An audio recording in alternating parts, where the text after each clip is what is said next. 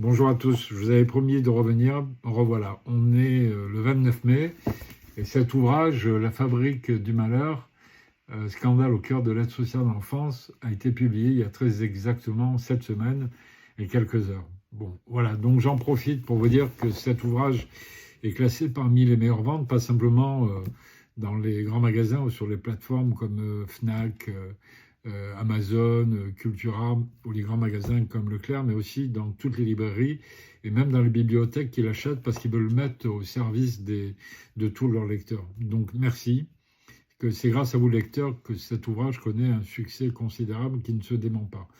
Donc si vous n'avez pas encore lu, faites-le, c'est le moment ou jamais.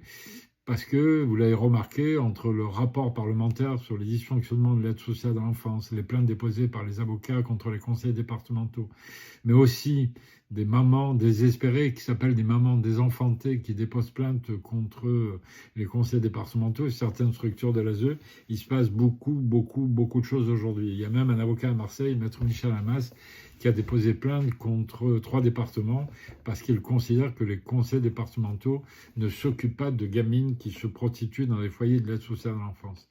L'autre chose que je voulais vous dire, et encore vous en remercier, c'est que jamais de toute ma carrière de journaliste et d'auteur de livres, je n'ai reçu autant de témoignages.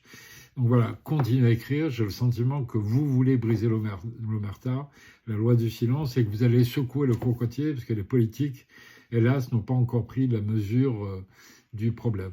Voilà, donc La fabrique du malheur, lisez-le, dites-moi ce que vous en pensez, sur tous les réseaux sociaux, LinkedIn, Facebook, Instagram, et vous verrez, vous ne serez pas déçus, parce que dans ce livre de quand même 350 pages, je raconte des histoires qui sont douloureuses, qui sont parfois cruelles, mais je raconte des histoires qui racontent la société française d'aujourd'hui, alors que cette société-là ressemble à la société de Victor Hugo quand il écrivait Les Misérables.